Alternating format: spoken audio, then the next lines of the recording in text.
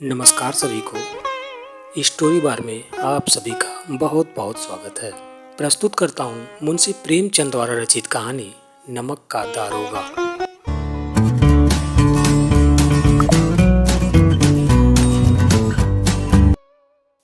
जब नमक का नया विभाग बना और ईश्वर प्रदत्त वस्तु के व्यवहार करने का निषेध हो गया तो लोग चोरी छिपे इसका व्यापार करने लगे। अनेक प्रकार के छल प्रपंचों का सूत्रपात हुआ। कोई घूस से काम निकालता था, कोई चालाकी से। अधिकारियों के पांव बारह थे। पटवारीगिरी का सर्व सम्मानित पद छोड़ छोड़ कर लोग इस विभाग की बरंकदाजी करते थे। इसके दारोगा पद के लिए तो वकीलों का भी जी ललचाता था। यह वह समय था जब अंग्रेजी शिक्षा और ईसाई मत को लोग एक ही वस्तु समझते थे। फारसी का प्रारंभ था। प्रेम की कथाएं और श्रृंगार रस के काव्य पढ़कर फारसीदा लोग सरोज पद पर नियुक्त हो जाया करते थे। मुंशी वंशीधर भी जुलेखा की विरह कथा समाप्त करके सीरी और फरहाद के प्रेम वृत्तांत को नल और नील की लड़ाई और अमेरिका के आविष्कार से अधिक महत्व की बातें समझते हुए रोजगार की खोज में निकले। उनके पिता एक अनुभवी पुरुष थे। समझाने लगे, बेटा घर की दुर्दशा देख रहे हो, ऋण के बोझ से दबे हुए हैं। लड़कियां हैं वे घास फूस की तरह बढ़ती चली जाती हैं। मैं कगारे पर का वृक्ष हो रहा हूँ, ना मालूम कब गिर पड़ूं। अब तुम ही घर के मालिक मुख्तार हो। नौकरी में ओहदे की ओर ध्यान मत देना, यह तो पीर का मजार है। निगाह चढ़ावे और चादर पर रखनी चाहिए। ऐसा काम ढूंढना जहाँ कुछ ऊपरी आय हो।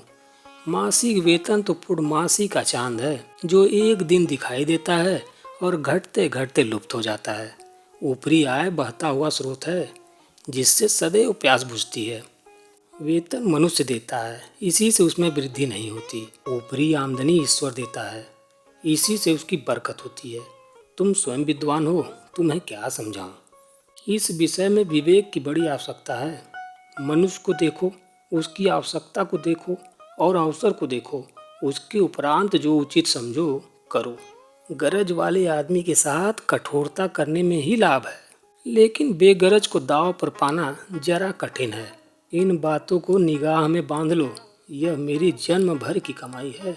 इस उपदेश के बाद पिताजी ने आशीर्वाद दिया।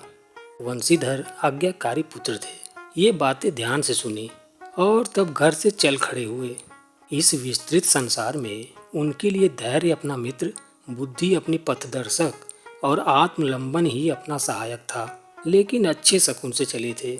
जाते ही जाते नमक विभाग के दरोगा पद पर प्रतिष्ठित हो गए। वेतन अच्छा और ऊपरी आय का तो ठिकाना ही न था। वृद्ध मुंशी जी को सुख संवाद मिला तो फूले न समाये। महाजन कुछ नरम पड़े, कलवार की आशा लता लहराई। पड़ोसियों के हृदय में सूल उठने लगे। जाड़े के दिन थे और रात का समय। नमक के सिपाही चौकीदार नशे में मस्त थे। मुंशी वंशीधर को यहाँ आए अभी 6 महीने से अधिक न हुए थे, लेकिन इस थोड़े समय में ही उन्होंने अपनी कार्य कुशलता और उत्तम आचार से अफसरों को मोहित कर लिया था। अफसर लोग उन पर बहुत विश्वास करने लगे। नमक के दफ्तर से 1 मील पूर्व की ओर जमुना बहती थी। उस पर नावों का एक पुल बना हुआ था। दरोगा जी किवाड़ बंद किए मीठी नींद सो रहे थे। अचानक आंख खुली तो नदी के प्रवाह की जगह गाड़ियों की गड़गड़ाहट तथा मल्लाहों का कोलाहल सुनाई दिया। उठ बैठे। इतनी रात गए गाड़ियां क्यों नदी के पार जाती हैं? अवश्य कुछ न कुछ गोलमाल है। तर्क ने भ्रम को पुष्ट किया। वर्दी पहनी, तमंचा जेब में रखा और बात की बात में घोड़ा बढ़ाए हुए पुल पर आ पहुंचे। गाड़ियों की एक लंबी कतार पुल के पार जाती देखी। डांट कर पूछा, किसकी गाड़ियां हैं? थोड़ी देर तक सन्नाटा रहा। आदमियों में कुछ खानाफूसी हुई। तब आगे वाले ने कहा, पंडित ओलोपुद्दीन की। कौन पंडित ओलोपुद्दीन? दातागंज के। मुंशी वंशीधर चौके। पंडित ओलोपुद्दीन इस इलाके के सबसे प्रतिष्ठित जमींदार थे। लाखों रुपए का लेन देन करते थे। इधर छोटे से बड़े कौन ऐसे थे जो उनके ऋणी न हो। व्यापार भी बड़ा लंबा चौड़ा था। बड़े चलते पुर्जे आदमी थे। अंग्रेज अफसर उनके इलाके में शिकार खेलने आते और उनके मेहमान होते। बारहों मास सदाव्रत चलता था। मुंशी ने पूछा, गाड़ियां कहाँ जाएंगी? उत्तर मिला, कानपुर। लेकिन इस प्रश्न पर कि इनमें क्या है, सन्नाटा छा गया। दरोगा साहब का संदेह और भी बढ़ा। कुछ देर तक उत्तर की बाट देखकर वह जोर से बोले, क्या तुम सब गूंगे हो गए हो? हम पूछते हैं इनमें क्या लदा है? जब इस बार भी कोई उत्तर न मिला तो उन्होंने घोड़े को एक गाड़ी से मिलाकर बोरे को टटोला। भ्रम दूर हो गया, यह नमक के ढेले थे। पंडित अपोलो दीन अपने सजीले रथ पर सवार कुछ सोते कुछ जागते चले आते थे।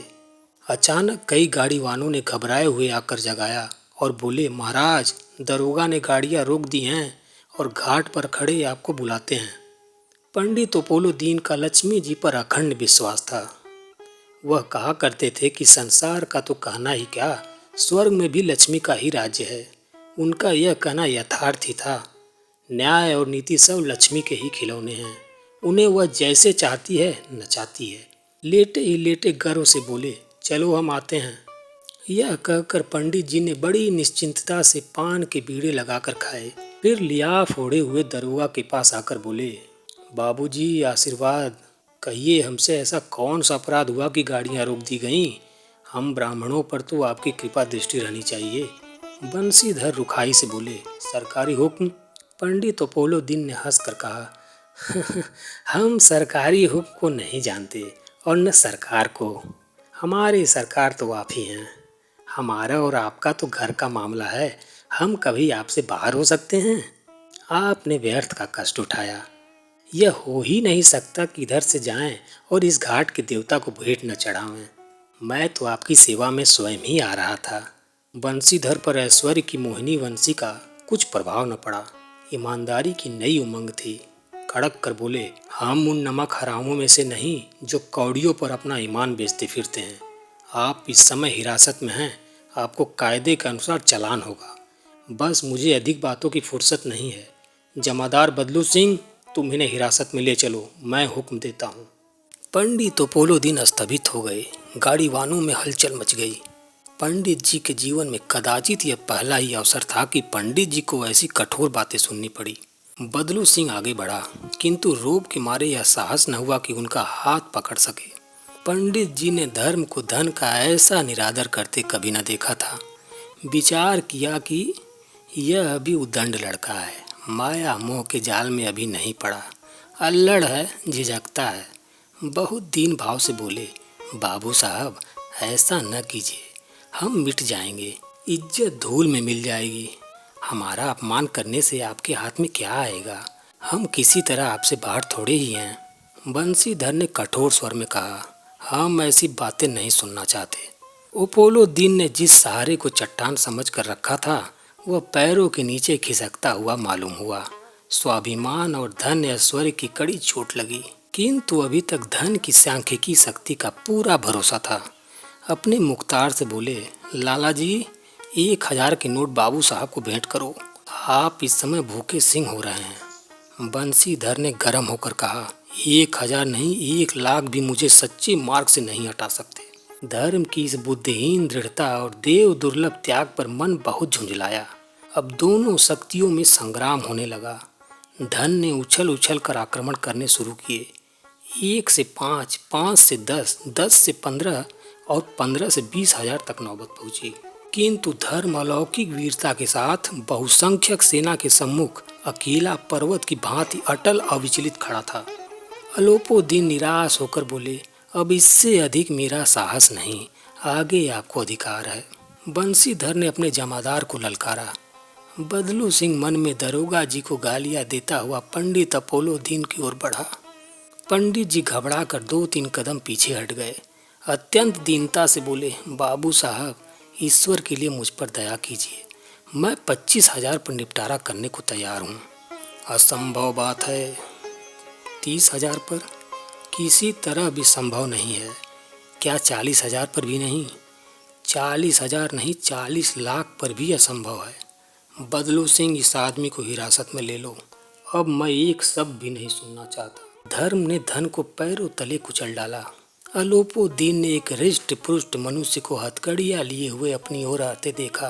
चारों ओर निराश और कातर दृष्टि से देखने लगे। इसके बाद मूर्छित होकर गिर पड़े। दुनिया सोती थी पर दुनिया की जीभ जागती थी। सवेरे देखिए तो बालक वृद्ध सबके मुंह से यही बात सुनाई देती थी, जिसे देखिए वही पंडित जी के इस व्यवहार पर टीका टिप्पणी कर रहा था। निंदा की बौछारें हो रही थी, मानो संसार से अब पापी का पाप कट गया। पानी को दूध के नाम से बेचने वाला ग्वाला, कल्पित रुझान मचे भरने वाले अधिकारी वर्ग, रेल में बिना टिकट सफर करने वाले बाबू लोग, जाली दस्तावेज बनाने वाले सेठ और साहूकार, यह सब के सब देवताओं की भांति गर्दन चला रहे थे। जब दूसरे दिन पंडित अलोपुद्दीन अभियुक्त होकर कांस्टेबलों के हाथों में हथकड़ियां, हृदय में ग्लानि और क्षोभ भरे, लज्जा से गर्दन झुकाए अदालत की तरफ चले तो सारे शहर में हलचल मच गई। मेलों में कदाचित आंखें इतनी व्यग्र न होती होंगी, भीड़ के मारे छत और दीवारों में कोई भेद न रहा। किंतु अदालत में पहुंचने की देर थी। पंडित अलोपुद्दीन इस अगाध वन के सिंह थे। अधिकारी वर्ग उनके भक्त, अमले उनके सेवक, वकील मुख्तार उनके आज्ञा पालक और अर्दली चपरासी तक चौकीदार तो उनके बिना मूल के गुलाम थे। उन्हें देखते ही लोग चारों तरफ से दौड़े। सभी लोग विस्मित हो रहे थे, इसलिए नहीं कि अपोलो दीन ने यह कर्म किया, बल्कि इसलिए कि वह कानून के पंजे में कैसे आए। ऐसा मनुष्य जिसके पास असाध्य साधन करने वाला धन और अनन्य वाचलता हो, वह क्यों कानून के पंजे में आए। प्रत्येक मनुष्य उनसे सहानुभूति प्रकट करता था। बड़ी तत्परता से इस आक्रमण को रोकने के निमित्त वकीलों की एक सेना तैयार हो गई। न्याय के मैदान में धर्म और धन से युद्ध ठन गया। वंशीधर चुपचाप खड़े थे। उनके पास सत्य के सिवा न कोई बल था, न स्पष्ट भाषण के अतिरिक्त कोई सत्र। गवाह थे किंतु लोभ से डामाडोल। यहाँ तक कि मुंशी जी को न्याय भी अपनी ओर कुछ खींचा हुआ दिख पड़ता था। वह न्याय का दरबार था, परंतु उसके कर्मचारियों पर पक्षपात का नशा छाया हुआ था। किंतु पक्षपात और न्याय का क्या मेल। जहाँ पक्षपात हो वहाँ न्याय की कल्पना नहीं की जा सकती। मुकदमा शीघ्र ही समाप्त हो गया। डिप्टी मजिस्ट्रेट ने अपनी तजवीज़ में लिखा, पंडित अपोलो दीन के विरुद्ध दिए गए प्रमाण निर्मूल और भ्रमात्मक हैं। वह एक बड़े भारी आदमी हैं। यह बात कल्पना के बाहर है कि उन्होंने थोड़े लाभ के लिए ऐसा दुस्साहस किया हो। यद्यपि नमक के दरोगा मुंशी वंशीधर का अधिक दोष नहीं है, लेकिन यह बड़े खेद की बात है कि उसकी उदंडता और विचारहीनता के कारण एक भले मानुष को कष्ट झेलना पड़ा।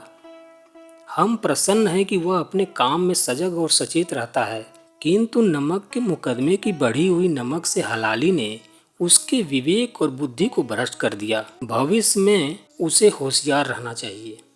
वकीलों ने यह फैसला सुना और उछल पड़े।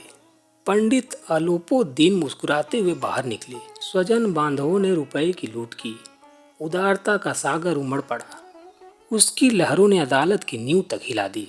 जब वंशीधर बाहर निकले तो चारों ओर उनके ऊपर व्यंग वाणों की वर्षा होने लगी। चपरासियों ने झुक झुक कर सलाम किए, किंतु इस समय एक कटु वाक्य, एक एक संकेत उनकी करवाग्नि को प्रज्वलित कर रहा था। कदाचित इस मुकदमे में सफल होकर वह इस तरह करते हुए न चलते। आज उन्हें संसार का एक खेदजनक विचित्र अनुभव हुआ। न्याय और विद्वता, लंबी चौड़ी उपाधियां, बड़ी बड़ी दाढ़ियां, ढीले चोगे, एक भी सच्चे आदर के पात्र नहीं। वंशीधर ने धन से बैर मोल लिया था। उसका मूल्य चुकाना अनिवार्य था। कठिनता से एक सप्ताह बीता होगा कि मुअत्तली का परवाना आ पहुंचा। कार परायणता का दंड मिला। बेचारे भग्न हृदय शोक और खेद से व्यथित घर को चले। बूढ़े मुंशी जी तो पहले से ही कुड़कुड़ा रहे थे कि चलते चलते इस लड़के को समझाया था, लेकिन इसने एक न सुनी। सब मनमानी करता है। हम तो कलवार और कसाई के तगादे सहे। बुढ़ापे में भगत बनकर बैठे और वहाँ बस वही सूखी तनख्वाह। हमने भी तो नौकरी की है और कोई ओहदेदार नहीं थे, लेकिन काम किया, दिल खोल कर किया, और आप ईमानदार बनने चले हैं। घर में चाहे अंधेरा हो, मस्जिद में अवश्य दिया जलाएंगे।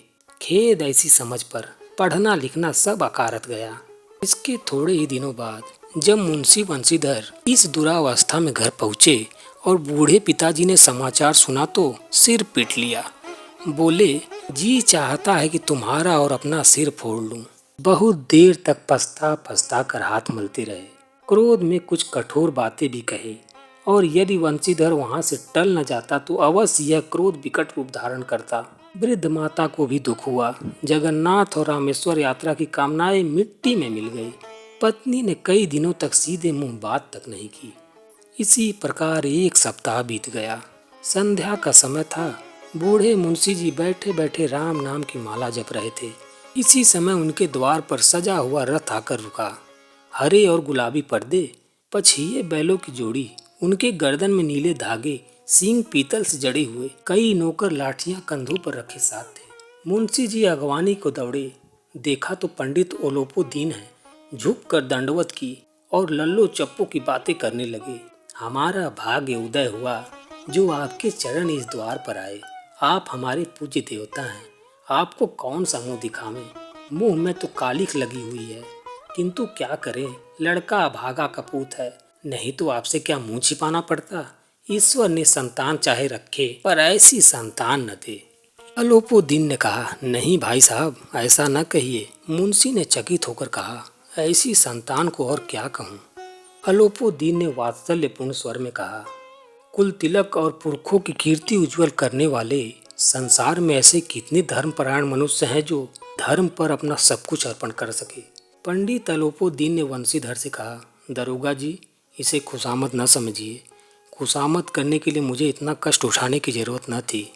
उस रात को आपने अपने अधिकार बल से अपनी हिरासत में लिया था, किंतु आज मैं स्वेच्छा से आपकी हिरासत में आया हूँ। मैंने हजारों रईस और अमीर देखे, हजारों उच्च पदाधिकारियों से काम पड़ा, किंतु परास्त किया तो आपने। मैंने सबको अपना और अपने धन का गुलाम बनाकर छोड़ दिया। मुझे आज्ञा दीजिए कि आपसे कुछ विनय करूं। बंसीधर ने अलोपो दीन को आते देखा तो उठकर सत्कार किया, किंतु स्वाभिमान सहित। समझ गए कि यह महाशय मुझे लज्जित करने और जलाने आए हैं। क्षमा प्रार्थना की चेष्टा नहीं की, वरन उन्हें अपने पिता की यह ठाकुर सुहाती की बात असह्य से प्रतीत हुई। पर पंडित जी की बातें सुनी तो मन की मैल मिट गई। पंडित जी की ओर उड़ती हुई दृष्टि से देखा, सद्भाव झलक रहा था। गर्व ने अब लज्जा के सामने सिर झुका दिया। शर्माते हुए बोले, यह आपकी उदारता है जो ऐसा कहते हैं। मुझसे जो कुछ अविनय हुई है उसे क्षमा कीजिए।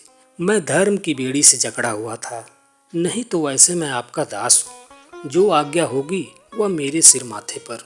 अपोलो दीन ने विनीत भाव से कहा, नदी तट पर आपने मेरी प्रार्थना नहीं स्वीकार की थी, किंतु आज स्वीकार करनी पड़ेगी। वंशीधर बोले, मैं किस योग्य हूँ, किंतु जो कुछ सेवा मुझसे हो सकती है उसमें त्रुटि न होगी। अलोपो दीन ने एक स्टाम्प लगा हुआ पत्र निकाला और उसे वंशीधर के सामने रखकर बोले, इस पद को स्वीकार कीजिए और अपने हस्ताक्षर कर दीजिए। मैं ब्राह्मण हूँ। जब तक यह सवाल पूरा न कीजिएगा द्वार से न हटूंगा। मुंशी वंशीधर ने उस कागज को पढ़ा तो कृतज्ञता से आंखों में आंसू भर आए। पंडित अपोलो दीन ने उनको अपनी सारी जायदाद का स्थायी मैनेजर नियुक्त किया था। 6,000 वार्षिक वेतन के अतिरिक्त रोजाना खर्च अलग, सवारी के लिए घोड़ा, रहने को बंगला, नौकर चाकर मुफ्त। कंपित स्वर में बोले, पंडित जी, मुझ में इतना सामर्थ्य नहीं है कि आपकी उदारता की प्रशंसा कर सकूं, किंतु ऐसे उच्च पद के लिए योग्य नहीं हूँ। अलोपो दीन हंसकर बोले, मुझे इस समय एक अयोग्य मनुष्य की ही जरूरत है। वंशीधर ने गंभीर भाव से कहा, यूं तो मैं आपका दास हूँ। आप जैसे कीर्तिवान सज्जन पुरुष की सेवा करना मेरे लिए सौभाग्य की बात है, किंतु मुझ में न विद्या है, न बुद्धि, न वह स्वभाव जो इन त्रुटियों की पूर्ति कर देता है। ऐसे महान कार्य के लिए एक बड़े मर्मज्ञ अनुभवी मनुष्य की जरूरत है। अलोपो दीन ने कलमदान से कलम निकाली और उसे वंशीधर के हाथ में देकर बोले, न मुझे विद्वता की चाह है, न अनुभव की, न मर्मज्ञता की, न कार्यकुशलता की। इन गुणों के महत्व को खूब पा चुका हूँ। अब सौभाग्य और सुअवसर ने मुझे वह मोती दे दिया जिसके सामने योग्यता और विद्वता की चमक फीकी पड़ जाती है। यह कलम लीजिए, अधिक सोच विचार न कीजिए, दस्तखत कर दीजिए। परमात्मा से यही प्रार्थना है कि वह आपको सदैव वही नदी के किनारे वाला बेमुरव्वत उद्दंड कठोर परंतु धर्मनिष्ठ दरोगा बनाए रखे। वंशीधर की आंखें डबडबा आई।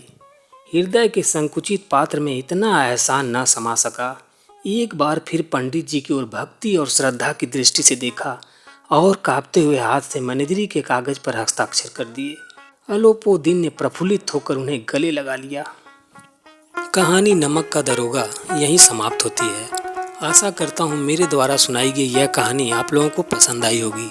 अगर आप लोगों को मेरे द्वारा सुनाई गई कहानियाँ पसंद आती हैं तो कृपया चैनल को सब्सक्राइब कर लीजिए और मेरे वीडियोस को लाइक कीजिए। धन्यवाद।